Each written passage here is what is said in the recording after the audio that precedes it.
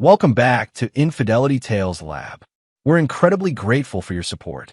Before we begin today's tale, tell us, which city or country are you joining us from?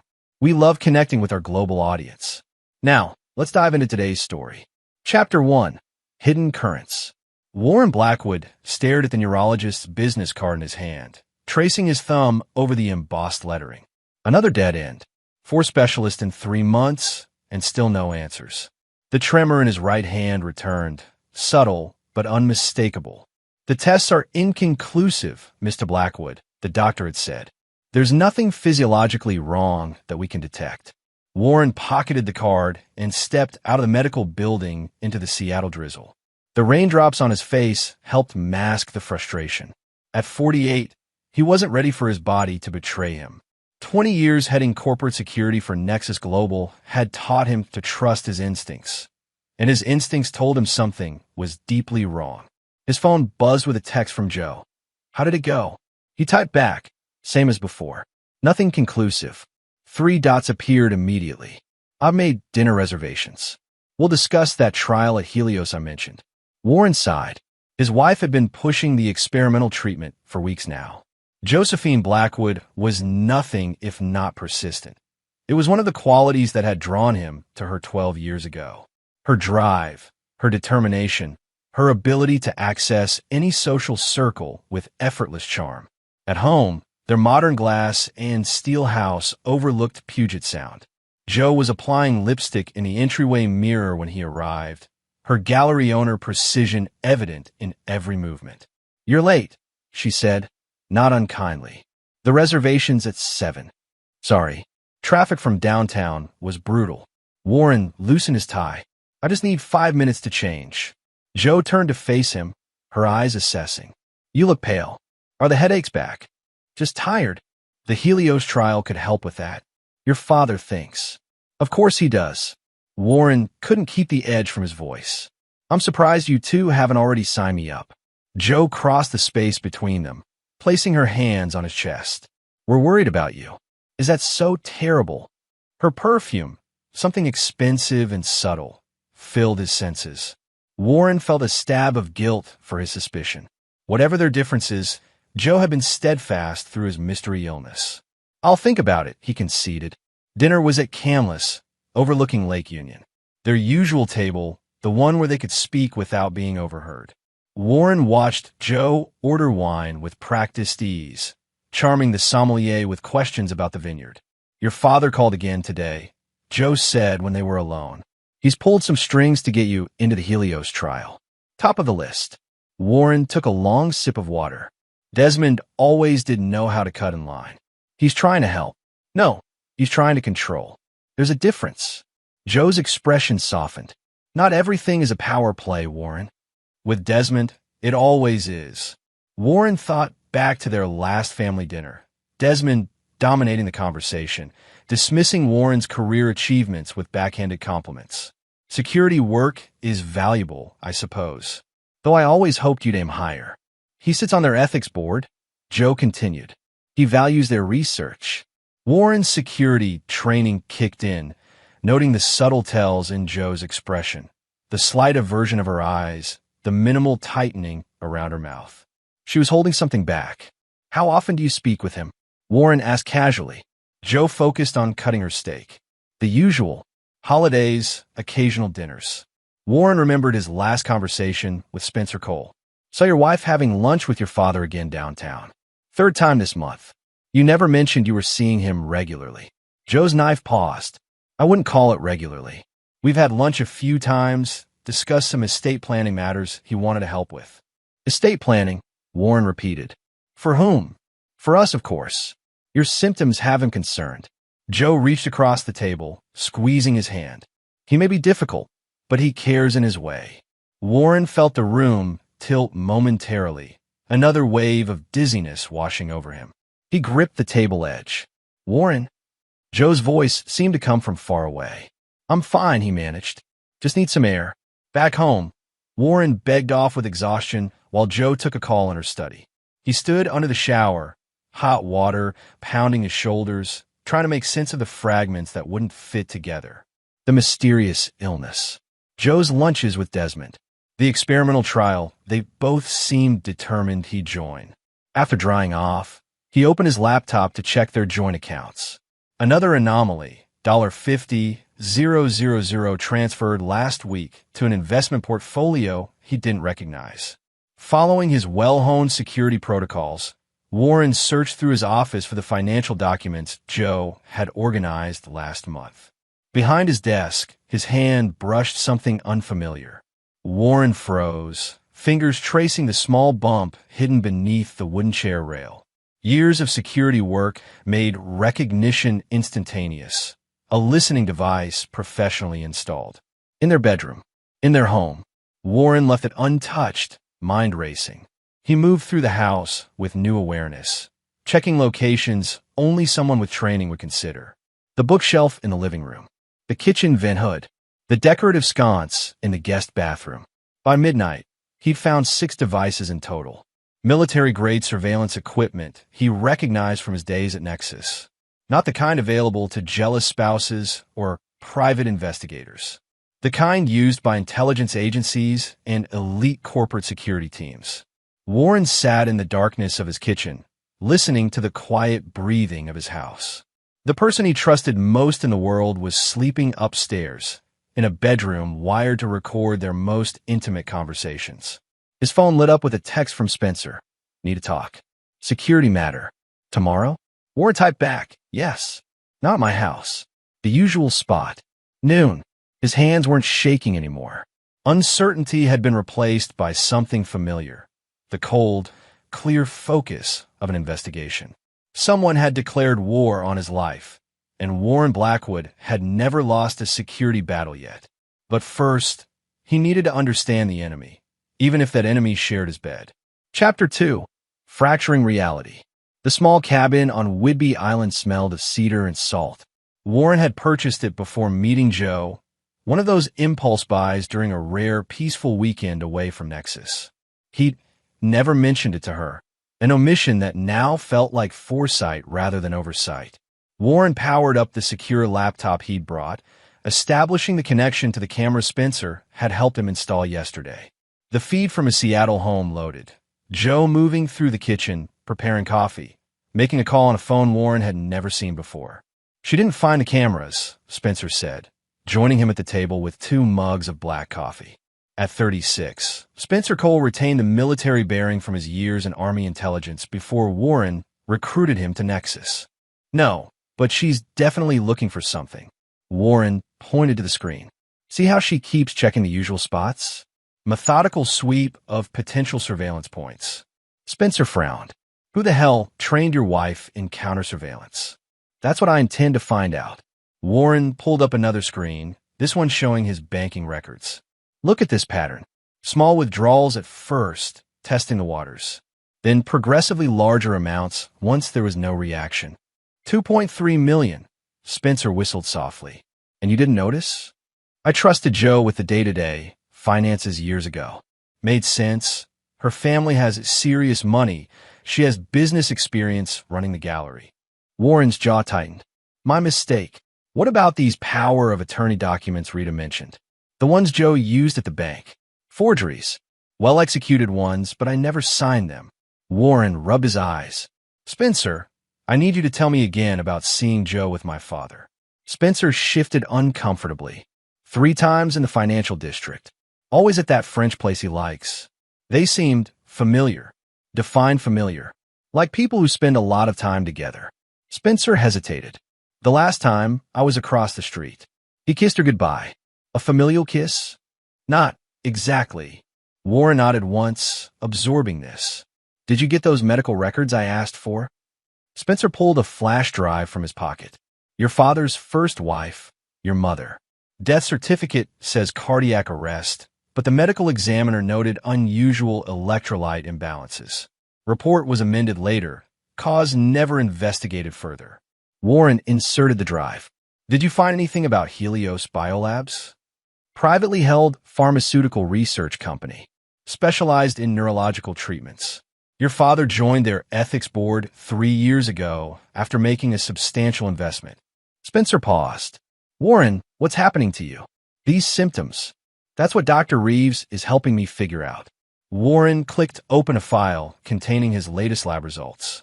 She took me off the trial medication yesterday after a seizure.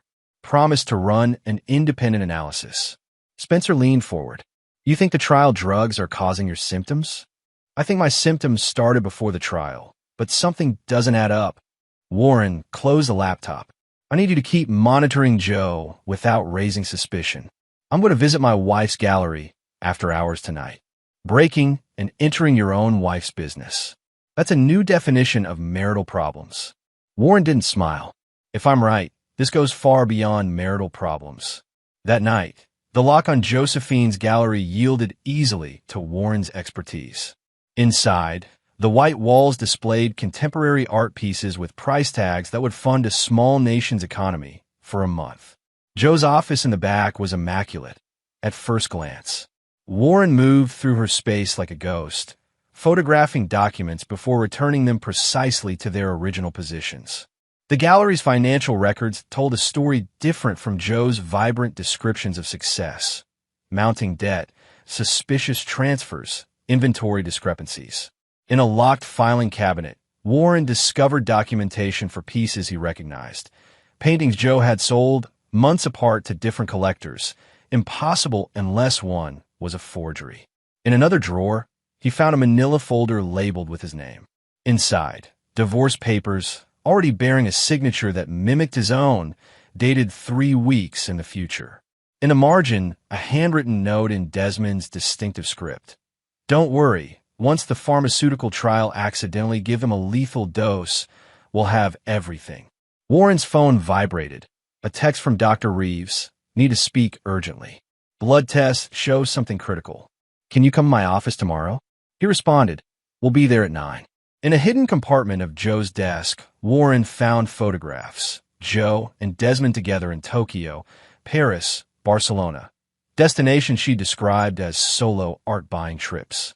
The dates aligned perfectly with periods when his symptoms had worsened.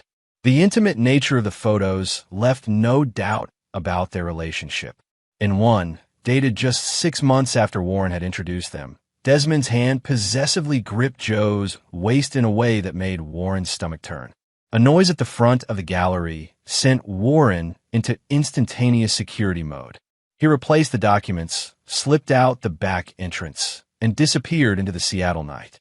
By morning, Warren had assembled a mental catalog of evidence, but the picture it painted seemed too grotesque to be real.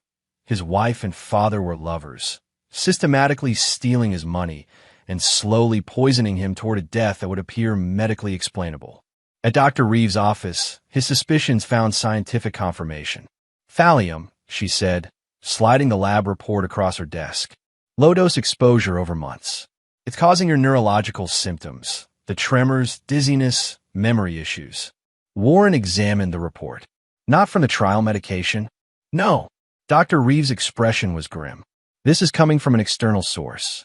Likely food or beverages you consume regularly. Can you prove this conclusively? Yes. We've preserved the blood samples. Each shows increasing levels that correlate with your symptom progression. She hesitated. Warren, this wasn't accidental. Someone has been poisoning you. Warren met her eyes. I know who and I know why. What I need now is irrefutable evidence. I've contacted someone who can help. Dr. Reeves handed him a business card. Agent Dale Torres, FBI. He specializes in medical crimes. Tell him not to move yet, Warren said. We need to catch everyone involved. That evening, Warren installed microphones and cameras in his kitchen, focusing on areas where Joe prepared his coffee, smoothies, and supplements. He didn't have to wait long. The following morning, the evidence appeared on his secure laptop. Joe carefully adding a powdered substance to his coffee grounds, stirring it thoroughly before brewing. Her phone call afterward was equally damning. He's still functioning too well, Joe said to someone Warren couldn't see. The doctor says his tests show unexpected resilience. A pause as she listened. I understand the timetable, but if I increase the dosage any more, it might be detected. Another pause. Yes, Desmond. I know what's at stake. Warren closed the laptop, a cold clarity filling him. His father had killed before. His mother's unexplained death now made terrible sense. And Joe, the woman he'd trusted completely, was the weapon aimed at his heart. That afternoon, he met Agent Torres in a park far from any surveillance. "You've built an impressive case," Torres said after reviewing Warren's evidence. "But we need more to ensure convictions, especially given your father's connections. What do you suggest?" "Continue gathering evidence. Document everything. We need to prove not just the poisoning, but the financial crimes and the connection to Nexus's classified information." Warren nodded. "They believe I'm declining. I'll use that perception against them." "It's dangerous," Torres warned. "They've already tried to kill you." "Yes," Warren agreed, his voice hardening. "And now I'm going to return the favor, legally, but completely. I spent 20 years protecting corporations from people like them. Now I'll use everything I know to make them suffer the consequences."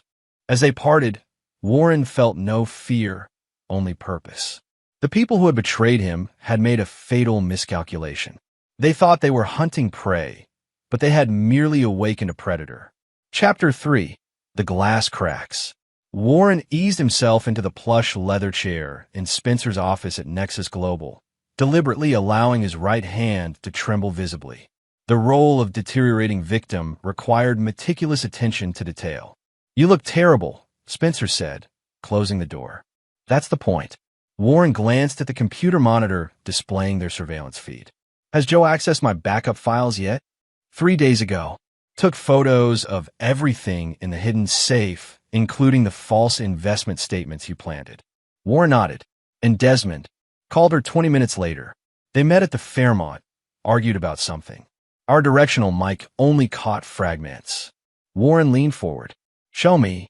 Spencer pulled up the footage. On screen, Joe and Desmond sat in a corner booth, voices lowered but body language tense. Desmond's finger jabbed toward Joe repeatedly. Moving too slowly, Desmond's voice came through in pieces. "Competitors need the Nexus specifications now." Joe's response was clearer. "You promised me 30%, not 12. I'm the one taking all the risks." "You're getting greedy," Desmond replied, audible again. "Remember your position. I made you. I can unmake you." The camera caught Joe's expression, flash of fear quickly masked by practiced charm. "Don't threaten me, Desmond. I have insurance of my own." Warren paused the video. "She's planning a contingency. Smart move, considering your father's history. Have you identified her contact for the Nexus information?" Spencer handed him a folder. "Vincent Graves, art forger with connections to several international buyers. He's been laundering information through the art sales. The paintings contain embedded data when scanned with specialized equipment." "Clever," Warren admitted. Joe always did have an eye for innovative solutions. The phone on Spencer's desk rang. "It's for you," he said after answering. "Dr. Reeves." Warren took the receiver. "I'm here. They removed me from the trial yesterday," Liza Reeves said without preamble. "Replace me with Gregory Nash. Nash is connected to my father, former research partner. 3 prior collaborations, all with questionable ethics complaints that were mysteriously dropped." Warren processed this. "They're accelerating their timeline. Your blood tests from yesterday confirm it. Thallium levels increased by 18%. They're going to make their move soon. Then so will I." Warren hung up, turned to Spencer. "Time to implement the next phase. How's our forensic accountant doing?" "Ronnie's traced most of the money. Your funds were laundered through the gallery into offshore accounts connected to Desmond, then invested in a pharmaceutical startup competing directly with Nexus's newest security system. My wife and father are financing corporate espionage with my money to develop a competing product." Warren shook his head, poetic in its betrayal. Spencer hesitated. "There's something else. The offshore transfers. Some occurred while you were hospitalized last year for your appendectomy. When Joe had my medical power of attorney." "Yes, but the authentication codes used to access your accounts came from an IP address at a location where Joe wasn't present." Warren stilled. "Where?" "Your father's lake house. The transfers were made while Joe was verifiably at the hospital with you." The implications crystallized. They've been planning this for over a year. My mysterious illness was no accident. Warren's phone vibrated with a text from Agent Torres. Nash prescribed new trial medication. Chemical analysis shows 5x normal thallium concentration. Do not take it. Time to move. Spencer, contact Ronnie and Howard Kwan. We need all surveillance operational tonight. Warren stood, deliberately swaying, as if dizzy. And call that nurse, Beatrice Rodriguez. Tell her we need her expertise now. That evening, Warren returned home to find Joe in the kitchen preparing dinner, her movements graceful and precise. He watched from the doorway as she added a fine powder to his portion of the pasta sauce, stirring it thoroughly. Something smells wonderful, he said, making her start slightly. Warren, I didn't hear you come in. Joe quickly moved the saucepan away from the suspicious spice container. How was your appointment? Dr. Nash changed my medication. Says these new pills should help with the cognitive issues. Warren held up an amber prescription bottle. I took the first dose on the way home. Alarm flashed across Joe's face, quickly masked. Already? Shouldn't you have waited until I could monitor you? I was feeling particularly bad. Thought sooner was better. Warren moved unsteadily to the counter, bracing himself. Bit dizzy now, though. Joe hurried to his side, concern seemingly genuine. Let's get you to the sofa. I'll bring dinner there. As she guided him to the living room, Warren noticed her checking his pupils, his skin tone, clinical assessment disguised as affection. Her phone buzzed in her pocket. Aren't you going to answer that? Warren asked mildly. It's nothing important. Joe settled them on the couch, fluffing pillows with practiced care. Could be the gallery. That big sale you mentioned. Joe hesitated, then checked her phone. The text preview was visible for just a moment. Did he take the new meds? Just a vendor confirmation, she said smoothly, slipping the phone away. Nothing urgent. Warren closed his eyes, feigning fatigue. I think I need a rest before eating. Of course. I'll keep your dinner warm. When Joe returned to the kitchen, Warren activated the recording app on his modified watch, capturing the sound of her urgent whispered call. He's taken the first dose already, she said. No, I don't know why Nash gave it to him directly. Yes, I'm watching for effects. A pause. How quickly should it work? Another pause. Jesus, Desmond. You promised this would look natural. Warren silenced the app as Joe returned with a glass of water and solicitous smile. Small sips, she instructed. You need to stay hydrated with the new medication.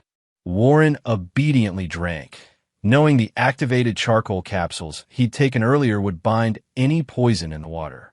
You take such good care of me. Always, Joe said, stroking his hair. Her touch, once comforting, now felt like the caress of a venomous snake.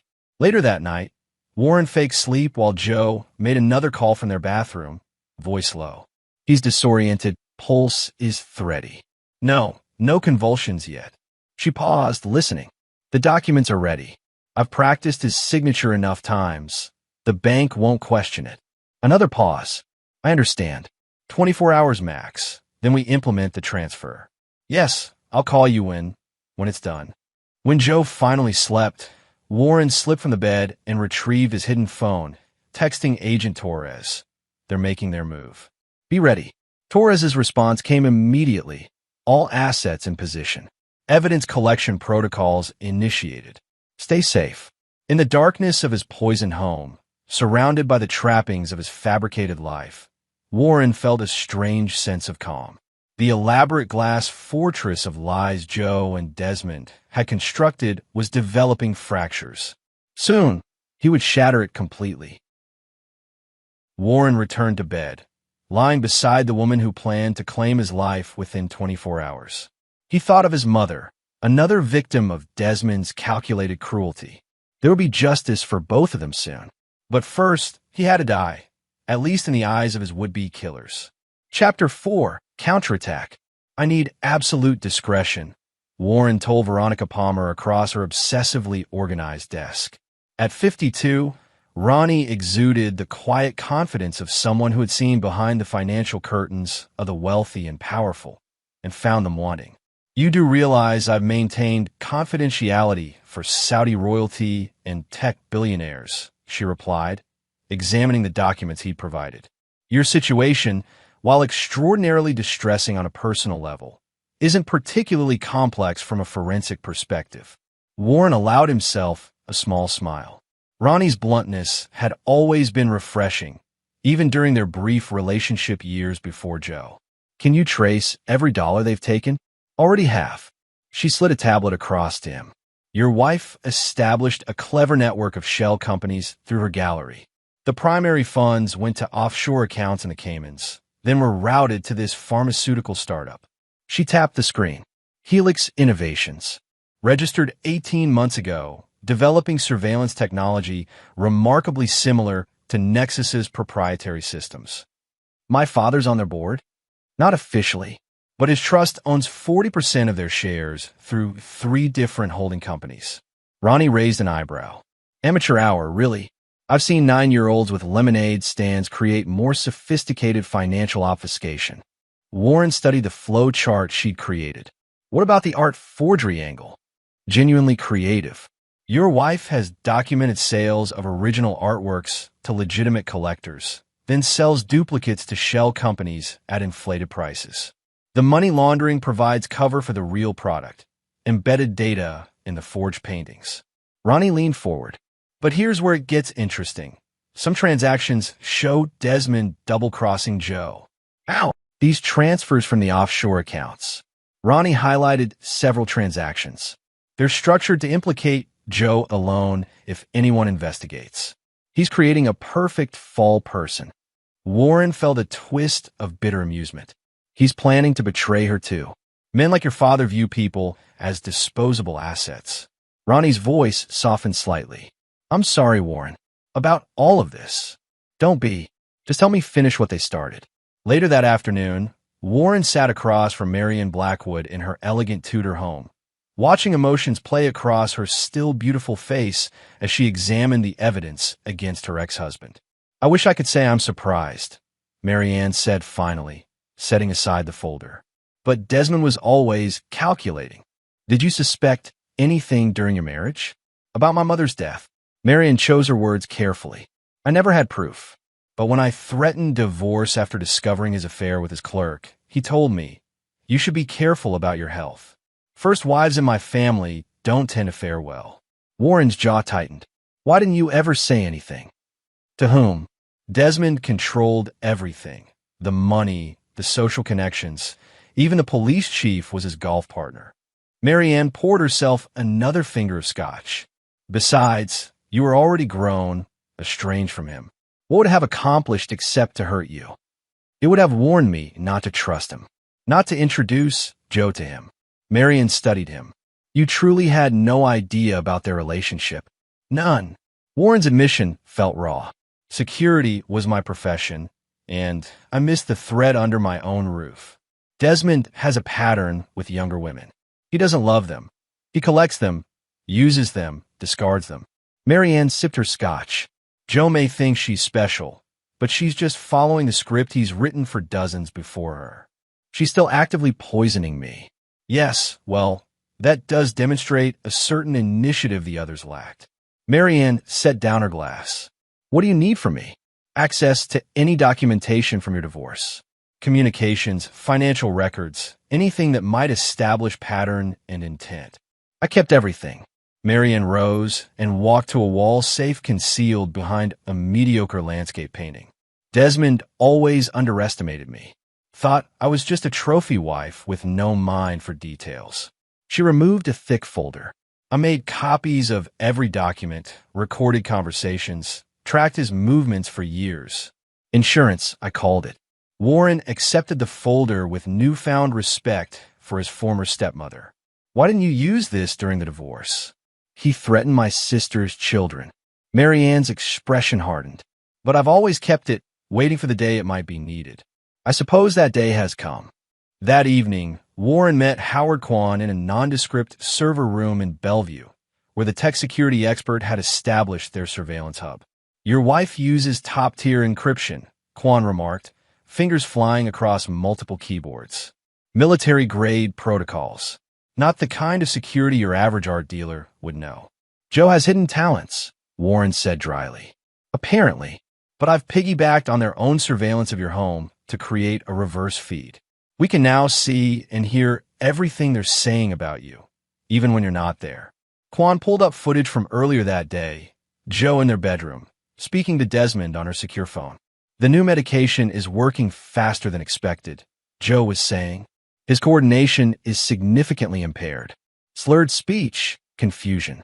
Dr. Nash says the next dose will likely trigger a major neurological event. Good. Desmond's voice sounded tinny through the speaker. The board meets next week to approve the Helix acquisition. Once that's complete, we move the final assets and tie off loose ends. What about the cryptocurrency he mentioned? Joe asked. His delirious ramblings about hidden accounts? Probably nonsense. But if it exists, we'll find it. Nash says in his condition, Warren can be made to reveal anything under the right chemical persuasion. Joe's voice lowered. And afterward, we proceed as discussed. Of course. Desmond's tone was smoothly reassuring. You've done excellent work, Josephine. Your future is secured. Quan stopped the playback. There's more from the lake house surveillance. Want to see it? Yes. New footage appeared. Desmond alone in his study, speaking with an unidentified man in a suit. Once she delivers the final Nexus specifications, we'll have everything we need, Desmond was saying. The woman has served her purpose. In the documentation placing all transactions in her name, the man asked. Complete. When the FBI inevitably investigates Warren's death and the missing funds, they'll find a greedy wife who poisoned her husband and stole his fortune. Desmond smiled thinly. So tragic. What about her insurance? She mentioned having protection. An empty threat. I've been one step ahead of Josephine since the day we met. She's smart, but ultimately predictable. Warren turned to Quan. Make sure Agent Torres gets copy of all this footage. Already done. We've established an encrypted live feed to their evidence servers. Before leaving, Warren checked one last feed, his home kitchen, where Joe was carefully measuring powder into his evening tea, her face a mask of determined concentration. Two could play at being predictable, Warren thought, and his opponents had no idea their game was already lost. Chapter 5. Escalation. The hospital room's fluorescent lighting cast sickly shadows across Warren's face as he lay in the bed, monitors beeping in steady rhythm. He'd calculated the risk carefully, just enough contaminated mouthwash to trigger symptoms requiring hospitalization, but not enough to cause permanent damage. The seizure had been genuine, though. 12 terrifying minutes of his body rebelling against the accumulated poison. But it had achieved exactly what he needed, documented medical evidence and a controlled environment to implement the next phase of his plan. Dr. Reeves entered, clipboard in hand, her professional demeanor giving nothing away to the cameras Warren knew Joe had bribed an orderly to install. Mr. Blackwood, your test results are concerning, she announced for the record. The neurological symptoms have progressed significantly. From her clipboard, she discreetly slid a note. Evidence secured. Torres has search warrant ready. Warren maintained his role as declining patient. Will I recover, doctor? We're doing everything possible, but I must be honest. The prognosis is uncertain. She checked his using the movement to murmur, Nash arrested this morning. Cooperating fully. Joe chose that moment to enter, carrying flowers and concern like perfectly selected accessories. How busy today, Mrs. Blackwood? Dr. Reeves' tone was coolly professional. Your husband experienced another seizure an hour ago. We've adjusted his medication, but he's showing signs of advanced neurological impairment. Joe's face displayed the appropriate distress as she took Warren's hand. Oh, darling, I can't bear seeing you like this. Warren slurred his speech slightly. Joe, need to tell you something important. Her attention sharpened, though she maintained her concerned expression. What is it, love? Bitcoin wallet. Warren made his breathing labored. Millions hidden. Password in my head. Joe's fingers tightened imperceptibly around his. Don't worry about money now. Just focus on getting better. Need to tell you. Insurance for us. Dr. Reeves interrupted. He needs rest, Mrs. Blackwood. Perhaps you could return during evening visiting hours? When they were alone, Dr. Reeves checked the room for surveillance before speaking. You're playing a dangerous game, Warren. It's working. She'll report the cryptocurrency information to Desmond immediately. And when they discover it's false, by then, they'll be too committed to their adjusted plan. Warren sat up, dropping the pretense of weakness. Have you found my replacement nurse? Beatrice Rodriguez starts tomorrow morning. Her brother was in one of your father's early pharmaceutical trials. Died under circumstances similar to what they're planning for you. Perfect. She understands what's at stake. Later that evening, Spencer visited, bringing a laptop disguised as personal items.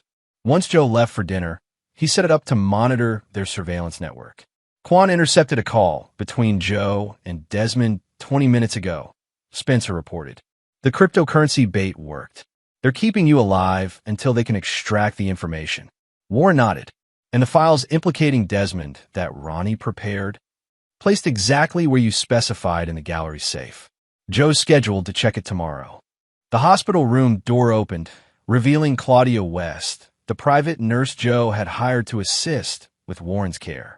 Warren immediately noted her military bearing poorly disguised beneath professional nursing attire.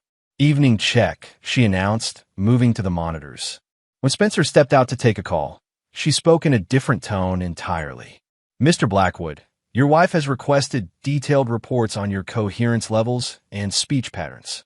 Has she now? Warren maintained his invalid persona. And what? What will you tell her? That depends on our arrangement. Claudia efficiently checked his vitals. My employer didn't mention you were former security. Interesting omission. Warren studied her. Former special forces? Your posture gives you away. A flicker of surprise crossed her face. 3 tours in Afghanistan. Private sector now. Monitoring a dying man seems beneath your qualifications. I go where the money is. Claudia leaned closer, ostensibly adjusting his pillow. Your wife is paying me $5,000 a week to report your condition and ensure no unauthorized visitors. The question is, what are you willing to pay for different information? Warren smiled weakly. What makes you think I have anything to offer? The cryptocurrency you mentioned. The way your friend disappeared with the laptop when I entered. The fact that your neurological symptoms follow no consistent medical pattern. Claudia's eyes were sharp. I'm not here to judge, but I don't like being used as a pawn in someone else's game. Warren made a decision. Check the bottom drawer of that cabinet. Behind the extra blankets. Claudia found the envelope, opening it to discover photographs of Joe adding powder to Warren's food, bank records showing the stolen millions, and transcripts of conversations planning his murder. Jesus Christ, she whispered, expression hardening as she read. They're poisoning you. For nearly a year now, my wife and father are quite thorough. Claudia returned the envelope. What do you want from me? Feed her the information she wants, but on my schedule. Help me control what she knows and when she knows it. And in return, $50,000, plus my testimony ensuring your non-involvement when arrests are made. Claudia considered for only a moment. Deal. But I want something else too. Name it. When this is over, I want 5 minutes alone with your wife. Warren raised an eyebrow. Why? I had a brother. Experimental drug trial for veterans. Your father was on the approval board. Claudia's expression revealed nothing, but her voice held steel. He died in pain, hallucinating. The company called it an acceptable risk percentage. Warren understood immediately. You'll have your 5 minutes, after she's in custody. The next morning, Nurse Beatrice Rodriguez took over Warren's official care, while Claudia became his covert operative, feeding Joe carefully crafted misinformation about his condition and the supposed cryptocurrency fortune. She's getting impatient, Claudia reported 3 days later. Desmond is pushing her to extract the information. They've adjusted your poison dosage, just enough to keep you impaired but conscious. Warren nodded. And the safe information? She found it yesterday. Spent 2 hours in her gallery office making calls afterward. She's scared. The documents you planted show Desmond setting her up to take the fall. Good. Fear makes people careless. Warren checked his watch. Agent Torres is moving on Dr. Nash today. Once Nash confirms the deliberate poisoning protocol, we'll have enough for warrants. There's something else. Claudia hesitated. Your wife has been speaking with someone named Vincent. They're planning something separate from Desmond. Vincent Graves, the art forger. Warren wasn't surprised. Joe's creating her escape hatch. There's something else. Claudia hesitated. Your wife has been speaking with someone named Vincent. They're planning something separate from Desmond. Vincent Graves, the art forger. Warren wasn't surprised. Joe's creating her escape hatch. The afternoon brought Agent Torres, dressed as a hospital administrator. Nash gave us everything, he reported. Admitted the trial was specifically designed for poison victims, with protocols ensuring they never recovered. 5 previous deaths linked to Desmond's pharmaceutical investments, all wealthy individuals with younger spouses or relatives who received massive payouts. Enough for an arrest? We're processing the warrants now. Torres checked his phone. Surveillance shows your wife making preparations to leave town. Hidden luggage, passport retrieval. Warren nodded. She's found the evidence I planted. Now she knows Desmond planned to betray her. We should move now, Torres urged. Not yet. Warren sat up straighter. I want them both together with irrefutable evidence. No possibility of legal maneuvers or separate trials where they blame each other. That's risky. If either one realizes the trap, they won't. Warren's voice was calm. Everything they've seen confirms what they already believe, that I'm dying, confused, and completely at their mercy. Their arrogance blinds them to any other possibility. That night, Warren gave Claudia specific instructions. The next morning, Joe arrived to find Warren apparently semi-conscious, barely responsive. Warren. She shook him gently, then with increasing force. Warren. His eyes fluttered open, unfocused. Joe, is that you? Yes, darling. I'm here. Her voice was soothing, but her eyes calculated. You mentioned something about Bitcoin? About a password? Warren mumbled incoherently, then seemed to focus briefly. Wallet, password, need Desmond. Desmond? Why do you need my father? Trust him. Lawyer, together. Warren's eyes rolled back as he feigned a partial seizure. Joe immediately stepped back, pulling out her phone and dialing. Desmond? You need to come to the hospital now. He's asking for you. Something about his Bitcoin wallet and a will. She listened briefly. No, he's barely conscious. This might be our only chance. After disconnecting, Joe checked Warren's monitors, then retrieved a syringe from her purse, adding its contents to his foreline. Warren allowed the sedative to take partial effect, slipping into apparent unconsciousness while maintaining enough awareness to hear Joe's next call. Vincent, it's happening faster than expected. Be ready with the documents tonight. Yes, all of them. Desmond can't be trusted. I need my insurance policy ready. Warren felt the drugs pulling him under, but not before he heard Joe's final words. Once I have the Bitcoin password, I won't need Desmond anymore. Or his son. Chapter 6. Shifting Alliances. They increased the dosage again, Claudia reported, checking Warren's dilated pupils with clinical efficiency.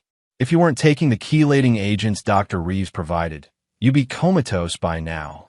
Warren blinked against the harsh hospital lighting, allowing his body to process the most recent round of poison Joe had added to his 4.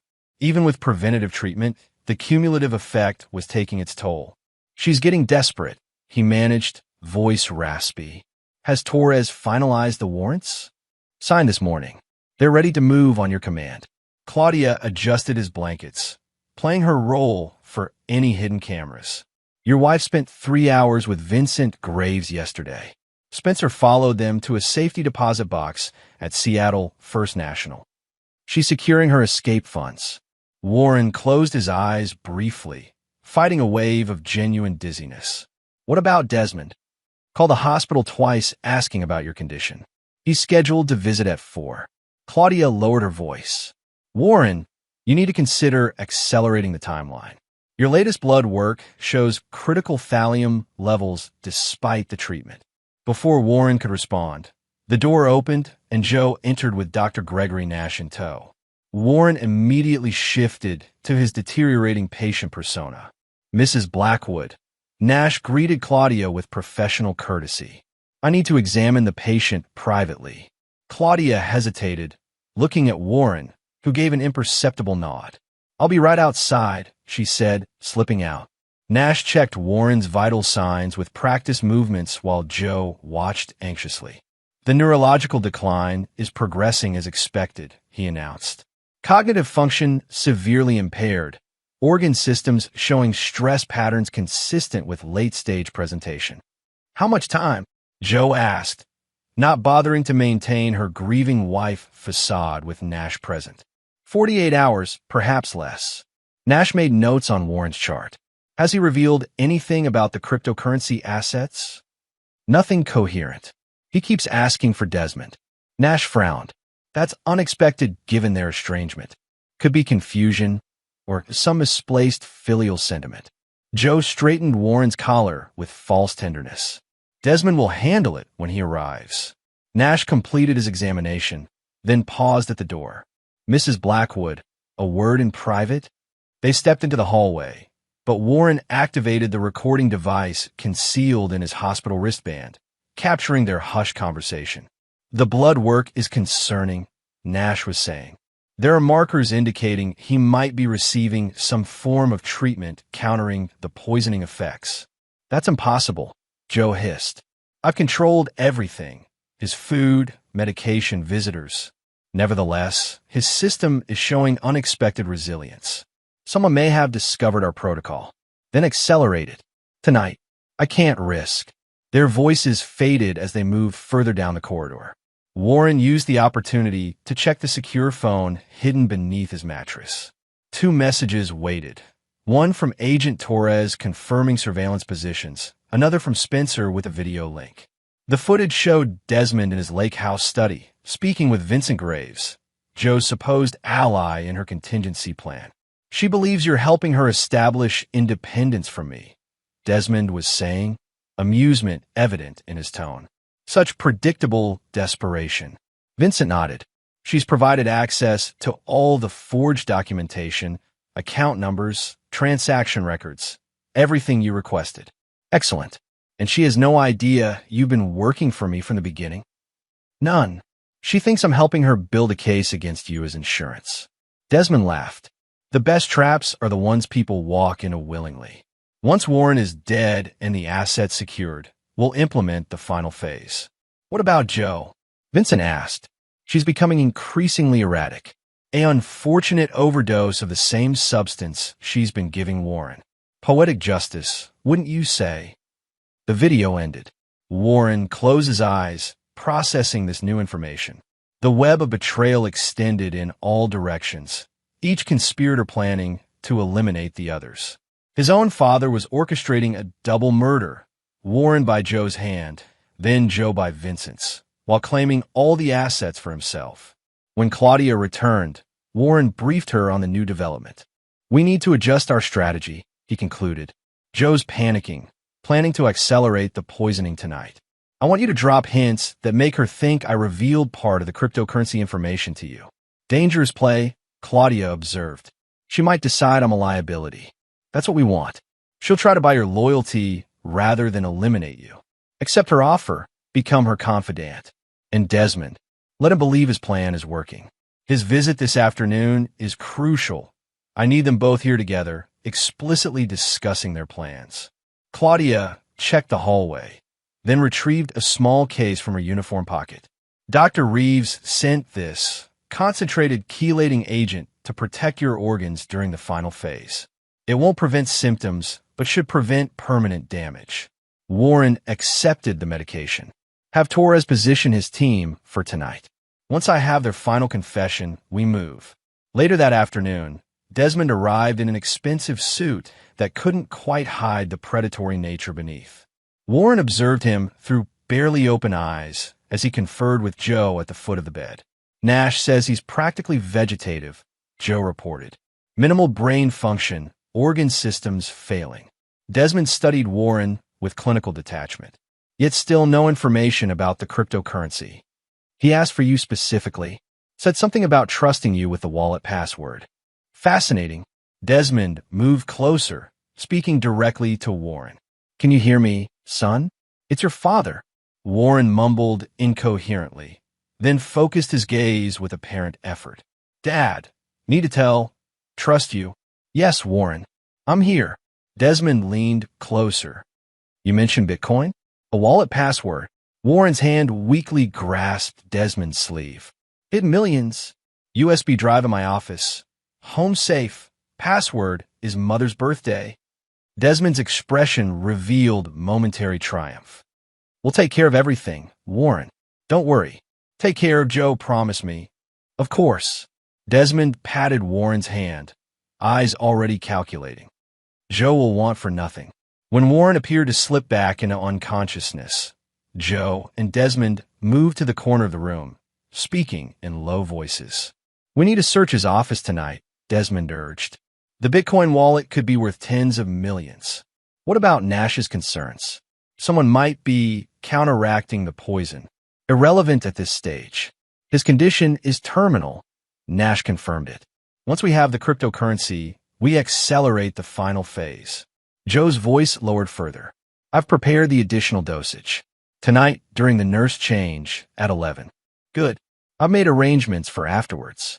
The grieving widow and father-in-law narrative is prepared, and the FBI investigation will focus entirely on Vincent Graves and his art forgery operation. All evidence points to him using your gallery without your knowledge. Desmond's tone was smoothly reassuring. By this time tomorrow, Warren will be gone. We'll have all his assets, and our path forward will be clear. Warren remained motionless, the recording device in his wristband capturing every word. The final pieces were falling into place. That evening, as scheduled, Claudia met secretly with Joe in the hospital parking garage. Mrs. Blackwood, she said with professional deference, I believe your husband revealed something important to me during his brief moment of lucidity this afternoon. Joe's attention sharpened. What did he say? Something about cryptocurrency access requiring 2 keys, one in his possession and one in yours. He seemed to think you already knew about it. Did he mention specifics? Amounts? Storage location? Only that it was life-changing money, and that the second key was hidden somewhere you would naturally look after his death. Claudia maintained perfect eye contact, a technique Warren had coached her on. Given his deteriorating condition, I thought you should know immediately. Joe studied her carefully. That's very conscientious of you, beyond your contracted duties.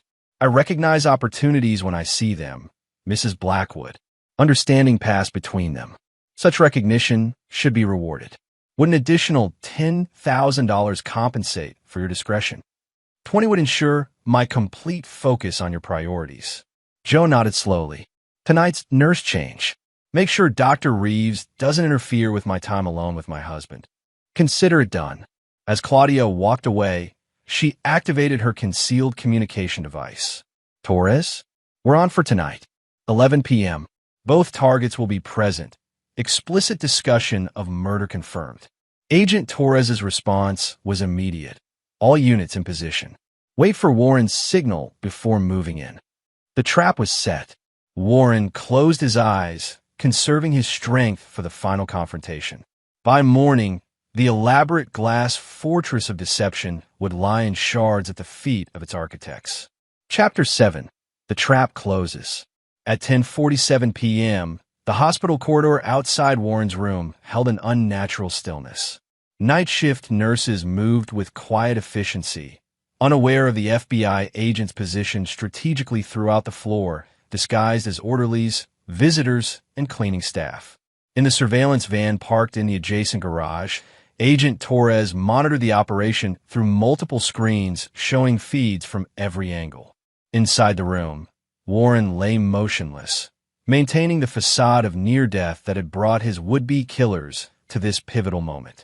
Years of security training had taught him to regulate his breathing, to present the precise appearance of terminal decline while maintaining complete situational awareness. Claudia completed her final check of Warren's vital signs, deliberately adjusting the monitoring equipment to allow for the simulation they had planned. They're both coming, she murmured, ostensibly adjusting his pillow. Joe has the final dose prepared. Desmond arrived 10 minutes ago and is waiting in the consulting room until the regular nurse leaves. Warren's eyes flickered open momentarily. Everything in place. Full recording capabilities active. Torres has teams covering all exits. Claudia pressed something small and cold into Warren's palm. Panic button. One press signals the FBI to move in. At precisely 11:02 p.m., the night shift nurse completed her rounds and stepped out. 2 minutes later, Joe entered, followed closely by Desmond. Their movements held a predatory confidence, the assured bearing of those who believed victory was moments away. Nash confirmed the monitors have been adjusted, Joe said, removing a syringe from her handbag. This final dose will trigger cardiac arrest. The autopsy will show natural causes related to his neurological condition. Desmond moved to the window, scanning the parking lot with practiced caution. No unusual activity outside. Did you speak with Vincent about the contingency plans? Yes. He's prepared to move the final art pieces tomorrow. The gallery documentation has been altered to show losses rather than the actual sales. Good. And the information Warren provided about the cryptocurrency? Joe approached Warren's foreline, syringe poised. We'll search his office tonight after this is done. The password is apparently Elizabeth's birthday. Desmond's expression tightened at the mention of Warren's mother. Did he say anything else? Nothing coherent. Just delirious ramblings about betrayal and justice. Joe inserted the needle into the foreport. It's almost poetic, isn't it? Using your knowledge of pharmaceuticals to eliminate your son, just like you did with his mother. Warren fought to maintain his passive expression as this explicit confirmation of his mother's murder was finally spoken aloud. Desmond showed no reaction to the accusation. Elizabeth became problematic. She discovered my relationship with my assistant and threatened a very public, very expensive divorce. He shrugged. Some problems require permanent solutions. Like your son. Joe's finger remained on the syringe plunger, not yet depressing it. Warren inherited his mother's unfortunate self-righteousness. Too concerned with ethics and legalities to recognize the opportunities before him. Desmond moved closer to the bed, studying Warren's seemingly unconscious form. A disappointment to the end. And me? Joe asked, her voice carefully neutral. Am I a disappointment too? Desmond smiled thinly. You've been a valuable partner, Josephine. Far more adaptable than Warren ever was. Yet you arranged with Vincent to eliminate me after Warren's death. Joe's tone remained conversational, but her eyes had hardened. Rather ungrateful, considering everything I've done. A flicker of surprise crossed Desmond's face before his composure returned. Vincent's loyalty was always questionable. Whatever he told you, save it. Joe released the foreline without injecting the contents. I recorded your conversation at the lake house. Your entire plan to frame me for Warren's murder, then arrange my suicide once the assets were secured. Desmond's expression shifted to cold calculation. A misunderstanding, clearly. Vincent misrepresented my intentions. Like you misrepresented yours to me from the beginning? Joe laughed bitterly. I actually believed you loved me, that we would build something together after Warren was gone. We still can, Desmond offered smoothly. This is a minor complication. The fundamental plan remains sound. Warren dies, we secure the assets, disappear to the property in Belize. Joe held up the syringe. I'm not administering this until I have guarantees. Written documentation placing all responsibility with Vincent, offshore accounts in my name only, and a new exit strategy that doesn't involve my convenient death. Reasonable precautions, Desmond conceded, his adaptation instantaneous. We'll draw up new agreements tonight. Before anything happens to Warren, Joe insisted. Of course, though we should still proceed with securing the cryptocurrency information immediately. Time is a factor. Desmond approached Warren again, this time roughly shaking his shoulder. Warren? Can you hear me, son? Warren maintained his lifeless appearance, but his mind raced. Their explicit confessions had been recorded, including Desmond's admission about his mother's murder. The trap had worked perfectly. He's completely unresponsive, Desmond announced. We should proceed with. Warren chose that moment to open his eyes, focusing clearly on his father's face. Hello, Desmond, he said distinctly, all pretense of illness gone from his voice. Surprised to see me conscious? Desmond recoiled, shock momentarily overriding his practiced control. What? Do you know what the key difference is between us? Warren continued, slowly sitting up. I learned to anticipate betrayal in my security career. You merely became comfortable committing it. Joe backed toward the door, the syringe still clutched in her hand. Warren, you don't understand. Understand perfectly, Joe. Warren's voice remained calm as he pressed the panic button concealed in his palm. I understand that you've been poisoning me for months on Desmond's instructions. I understand that you both planned to kill me today and steal everything I've worked for. Desmond recovered quickly, his facade of paternal concern instantly replaced by cold pragmatism. You're delirious, Warren. The medications are no longer controlling me, Warren finished. Dr. Reeves identified the thallium poisoning weeks ago. Everything since then has been carefully orchestrated. Your cryptocurrency bait, your confessions, your mutual betrayals. All recorded and transmitted directly to the FBI. The hospital room door opened, revealing Agent Torres with his badge displayed and weapon drawn. Behind him stood Dr. Reeves and two more agents. Desmond Blackwood, Josephine Blackwood, Torres announced formally, you're under arrest for attempted murder, conspiracy, fraud, and corporate espionage. Desmond's eyes darted around the room, seeking an escape that didn't exist. This is absurd. My son is clearly delusional. Save it for your attorney, Torres interrupted, nodding to his agents to proceed with the arrests. We have comprehensive evidence, including your explicit confession to the murder of Elizabeth Blackwood 25 years ago. Joe lunged suddenly toward Warren, the syringe raised like a weapon. You manipulative bastard. Claudia materialized from the connecting bathroom, intercepting Joe.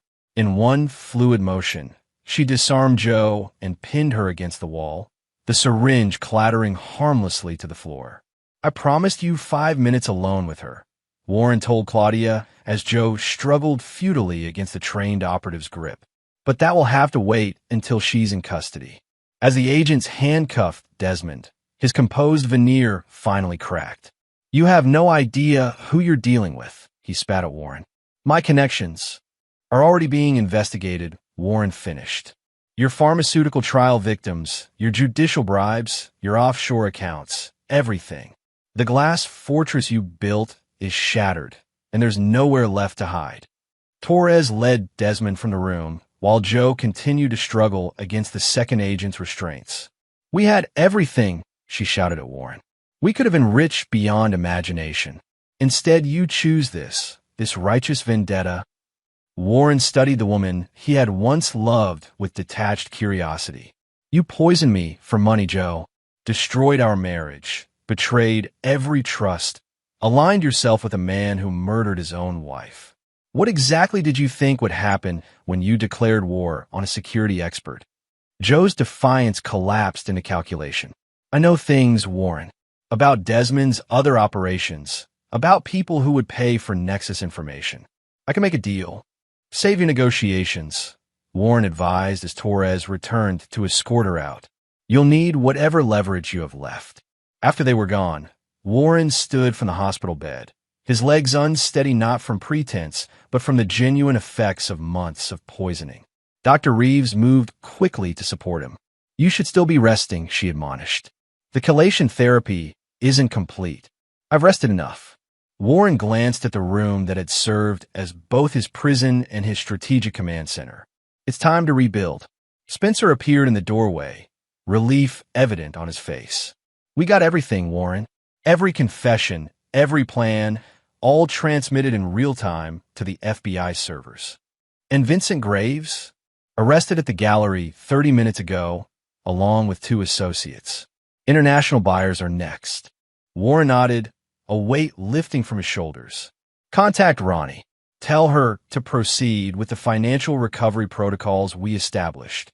As they helped him from the room, Warren paused at the threshold, looking back at the hospital bed where he had feigned dying while meticulously orchestrating justice. The symmetry wasn't lost on him. His father and wife had built an elaborate deception to destroy him, only to be demolished by a more carefully constructed counterdeception. The glass fortress of lies had indeed shattered. Now came the harder part, rebuilding a life from the fragments of betrayal. Chapter 8. justice, and vengeance. The polished conference table in Lydia Stern's law office reflected the Seattle skyline in miniature, towers of glass and steel captured in its surface like a parallel city. Warren sat at its head, physically recovered but forever changed by the months of poisoning and betrayal. Across from him, Agent Torres arranged evidence folders in precise order. "The prosecution has everything they need," Torres confirmed, sliding a document toward Warren. "Your testimony is crucial, but not the only pillar of their case." Warren scanned the summary.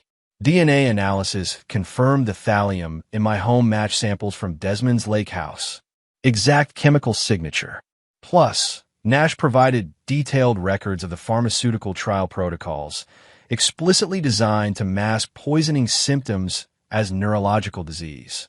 Torres tapped another folder. "5 previous victims identified, all with striking similarities to your case. Wealthy spouses poisoned, assets redirected afterward," Warren murmured. "My father's business model." Lydia Stern entered, immaculately dressed as always, her silver hair framing a face that had stared down corporate titans for 4 decades. "They've arrived. Separately, as expected." Warren straightened. "Are they aware they're meeting each other?" "No. Each believes this is an individual consultation regarding plea arrangements." Lydia's smile held no warmth. "Your choreography, as usual, is impeccable." Minutes later, the conference room door opened to admit Joe, escorted by a U.S. Marshal. Her outfit couldn't disguise the strain of 3 weeks in federal custody. Her eyes widened at the sight of Warren, fully recovered and calmly watching her entrance. "What is this?" she demanded, turning to her attorney, a nervous young man from a firm known for handling difficult cases. Before anyone could respond, Desmond was escorted in through a separate door. His imperious bearing had diminished, but the calculating eyes remained unchanged as they met Warren's across the table. "A family reunion," Desmond observed with forced casualness. "How touching." Joe visibly recoiled at his presence. "I was promised a separate negotiation." "Change of plans," Warren said mildly. "I thought it more efficient to address you both together, given your history of collaboration." Desmond's attorney, a silver-haired man with an expensive suit and perpetual frown, leaned forward. "My client is here under the impression that information he possesses might be valuable to ongoing investigations. If this is some form of emotional confrontation—" "Your client is here," Torres interrupted, "because the prosecution has authorized me to present one opportunity for cooperation before the final charges are filed this afternoon." Warren watched Joe and Desmond exchange glances, once conspirators, now adversaries assessing which would betray the other first. "What my client knows about the art forgery operation could implicate numerous international buyers," Joe's attorney ventured. "Valuable intelligence for ongoing national security investigations." Desmond's laugh held genuine amusement. Josephine was a minor player, manipulated specifically for her access to Warren. "Her knowledge is superficial at best. I have documentation of every transaction," Joe countered, color rising in her cheeks, "including your instructions regarding Warren's mother's elimination." "Unfortunate desperation," Desmond said to Torres. "Creating false evidence to leverage a deal is predictable but ultimately futile." Warren slid a USB drive across the table. "Why don't we review what evidence actually exists?" A screen descended from the ceiling. Warren activated a presentation showing a comprehensive timeline: financial transactions, surveillance footage, recorded conversations, medical reports, all meticulously organized into an unbreakable chain of evidence. "Your mutual betrayal was anticipated," Warren explained dispassionately. "Every conversation at the lake house, private meeting, contingency plan you created against each other, all captured and preserved." He pointed to specific dates on the timeline. "Here, Desmond, you instructed Vincent to prepare for Joe's elimination after my death. And here, Joe, you arranged with your gallery assistant to liquidate assets Desmond thought were secure." Warren turned to Torres. "The prosecution doesn't need deals from either of them. The evidence is comprehensive, the pattern established across multiple victims. Joe's composure fractured. This is absurd. I was manipulated. Desmond controlled everything. Interesting perspective, Warren replied, advancing the presentation to footage of Joe meticulously measuring poison into his food, her expression one of focused determination. You seem quite autonomous here. Desmond maintained his calculating stillness.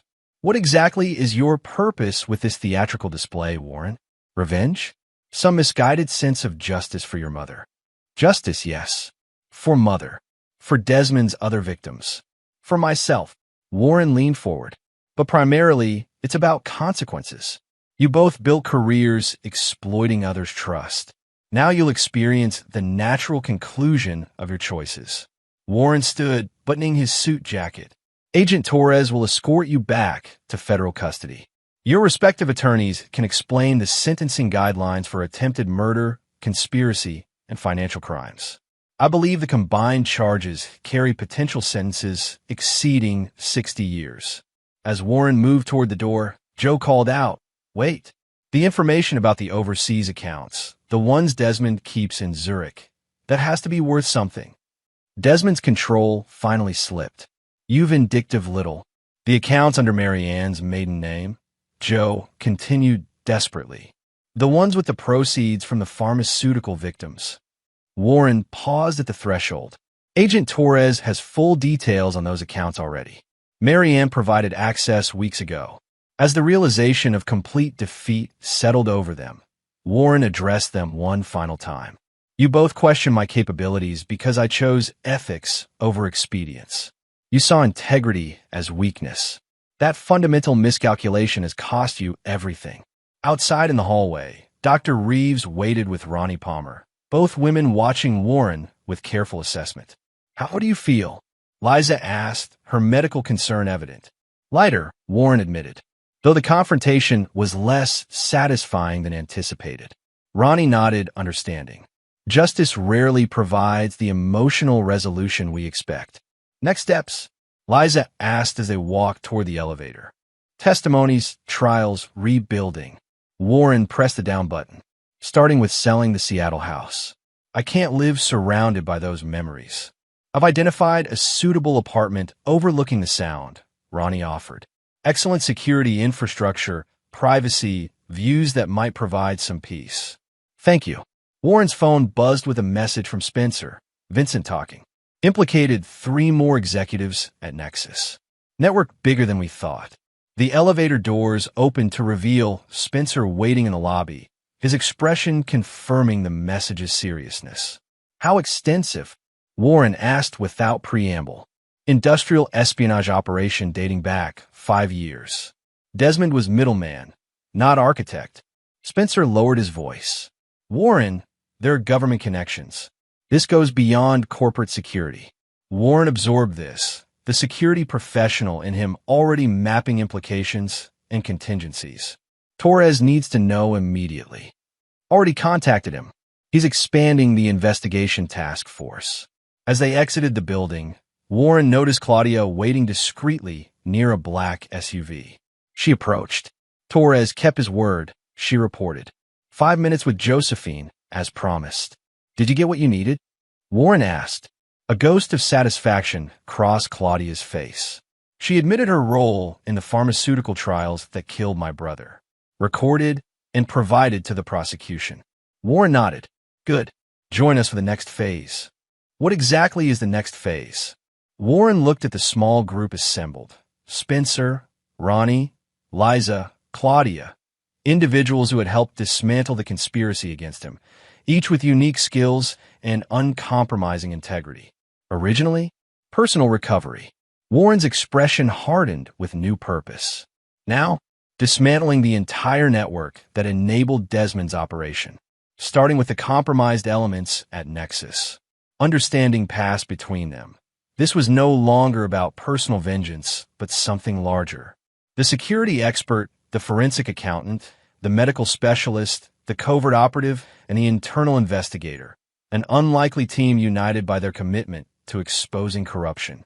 As they departed, Warren glanced back at the towering glass building where his would-be murderers now faced the consequences of their actions. The metaphorical glass fortress hadn't merely shattered. It had transformed into something new, a foundation for justice that extended far beyond his personal vindication. The trap had closed, but the true work was just beginning. Chapter 9. Rebuilding. 6 months later, Warren stood at the floor-to-ceiling windows of his Puget Sound apartment, watching ferries traverse the slate-gray water below. The space bore no resemblance to his former home. Minimalist, secure, and devoid of the elaborate deceptions that had surrounded him for years. Behind him, Ronnie analyzed data on 3 monitors, her focus absolute as she tracked financial patterns through shell companies and offshore accounts. Their professional collaboration had evolved gradually, the shared intensity of purpose creating an unexpected connection that neither rushed to define. The Jakarta transfers matched the pattern, she announced, marking another node on the digital map displaying Desmond's extended network. Same routing, same timing, same percentage splits. Warren turned from the window. That confirms the Indonesian connection. Forward it to Torres. Already done. Ronnie stretched, rubbing her neck. That makes 17 confirmed co-conspirators across 3 continents. And 12 victims besides me, Warren added, the weight of that knowledge still fresh. Each with the same profile, wealthy, influential, targeted through someone they trusted. The apartment door opened as Spencer arrived with Claudia, both carrying case files from the ongoing investigation. Nash's testimony finished today, Spencer reported, placing the files on Warren's desk.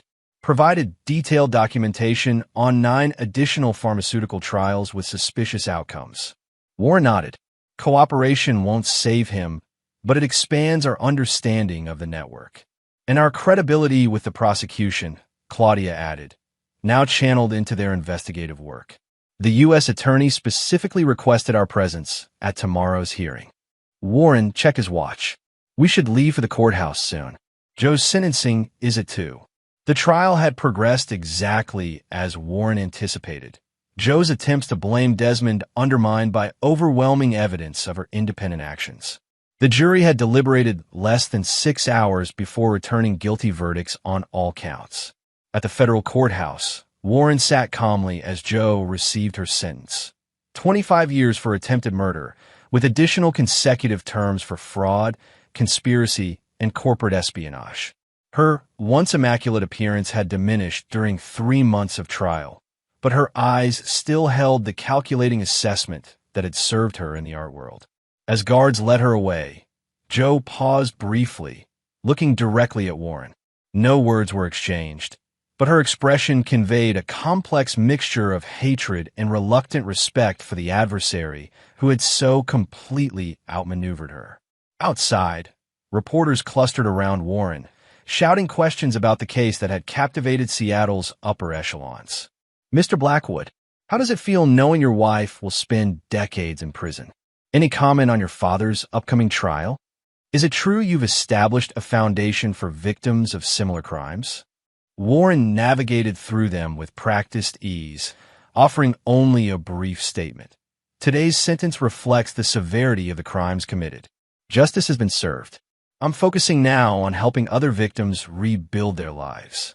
Later that afternoon, Warren visited the small offices of the Blackwood Foundation, where Nurse Beatrice Rodriguez coordinated with medical professionals implementing new poisoning detection protocols in hospitals nationwide.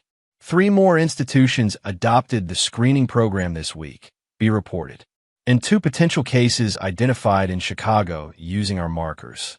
Get Dr. Reeves involved immediately, Warren instructed. If they match our profile, offer full resources and security assessment. Already arranged. Liza's flying out tomorrow morning. Be hesitated. Warren, the victim's spouse, fits the pattern exactly. Younger second wife, previous suspicious death in the family. Local police are reluctant to investigate without more evidence. Then we'll provide it. Activate Kwan's team for surveillance. Have Spencer coordinate with any cooperative officers and put Ronnie on the financial tracking. Warren's voice softened. No one else lives through what we did. Not if we can prevent it.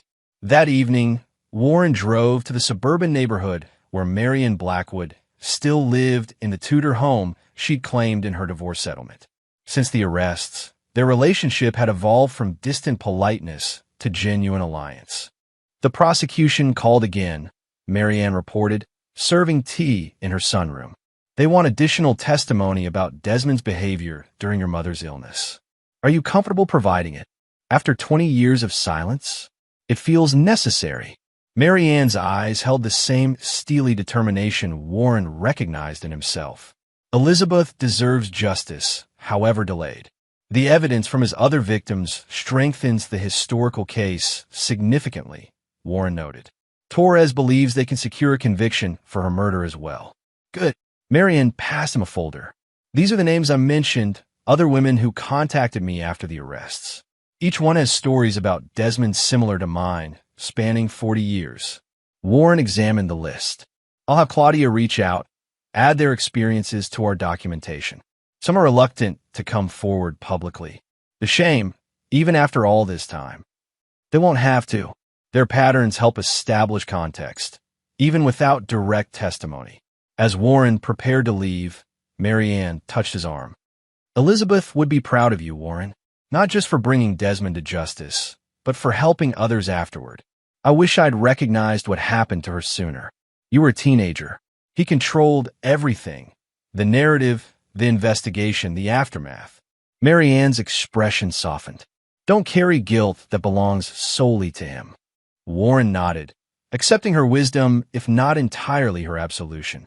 On his drive back, Warren received a call from Vincent Graves, whose cooperation had secured a reduced sentence in exchange for detailed testimony about the art forgery operation.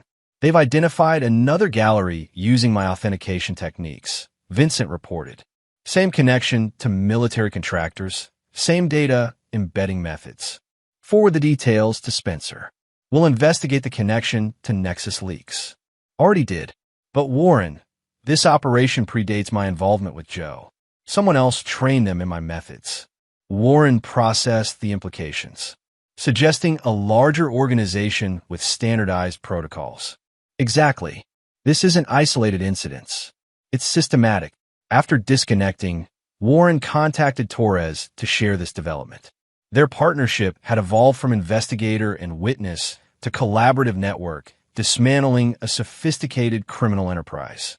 Fits our emerging profile, Torres confirmed. We're seeing similar patterns in Boston and San Francisco. Art galleries as fronts for corporate espionage and money laundering. Connected to Desmond? Not directly, but same methodologies. Your father may have been important, but he wasn't the architect. Warren felt the familiar focus of security work sharpening his thoughts. Send me everything you have. My team will analyze for patterns you might have missed. Later that night, Warren sat alone on his apartment balcony, watching lights reflect on Puget Sound, broken fragments of illumination dancing on the water surface. The metaphor wasn't lost on him, beauty emerging from shattered pieces. His phone buzzed with a message from Ronnie. Analysis complete. Found connection between all galleries. Call me when you're ready. Warren smiled slightly. Ready. An interesting concept after months of poisoning, betrayal, and systematic justice. Was anyone truly ready to confront the depths of human deception? Perhaps not, but they could be prepared, vigilant, and determined to create consequences for those who violated trust. His new purpose had emerged organically from his personal ordeal, using his security expertise to protect others from similar predators.